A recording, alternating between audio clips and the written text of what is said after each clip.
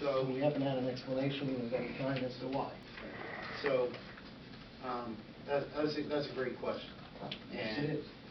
That's an absolutely great question. If you, I've not just joined the, I don't want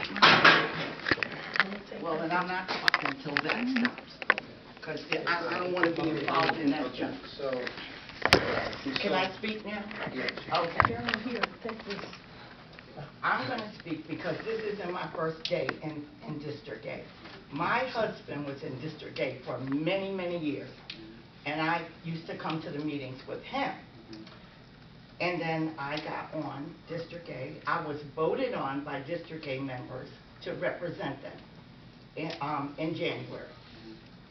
No, okay, nobody ever, and I'm not going down any garbage with the people that went down there and tried to throw garbage at me, calling me a mindless sheep, and calling up people in my district and talking to the candidates, telling them to disassociate themselves from me, like I have done something wrong.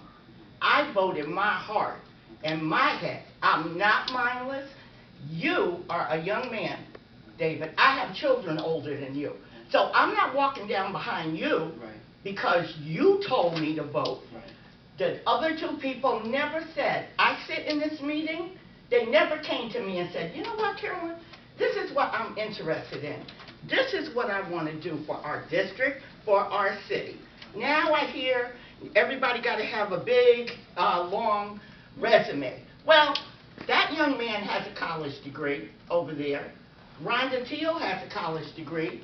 And Nicole, who fell into a hole last night while she was out trying to canvass and is on crutches, she's not here tonight. She also has a degree.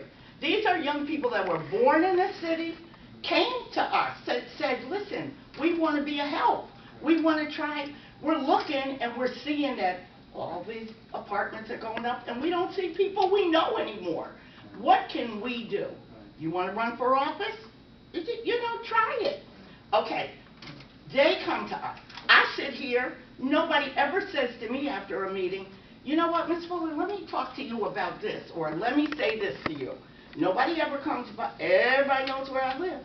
They don't come by my house and say, come on, let's do this for District A, or let's do this for District A. It's only if I go to a council meeting, then I know what's going on. So I don't feel that I should be maligned because I did what I wanted to do. You know, I've been around a long time, and I always didn't live where people were able to go and vote. My parents couldn't vote. My grandparents couldn't vote. My father moved his family from Virginia here because the schools in Norfolk, which probably a lot of people don't know, but in the 50s, the schools in Norfolk were closed down because they wouldn't integrate. They were closed. And they started these little academies, but guess what? Black kids couldn't go. So my father took his family and moved our behinds out of there so we would be able to go to school. So nobody is going to tell me that I'm out here listening, running behind anybody. I'm not mindless. I'm not a sheep. I got a good mind, okay?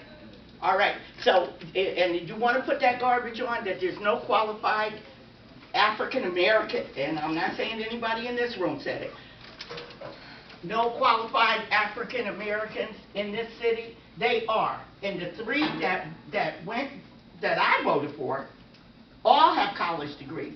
They all know how to research, okay? They all know how to look up anything they need to know. So all of that stuff that those people are talking about them, but I have told them. I told Jalen, I told Nicole last night in the emergency room at Norwalk Hospital, don't you let anybody talk to you and say things to you and put you down. You are walking paid. There were people that died to pave the way that you would be able to run for an office in this town and any other town in the United States. So that's why I voted for them. Anybody want to know why I voted? I'm going to tell you why. That's why. Amen. Thank you.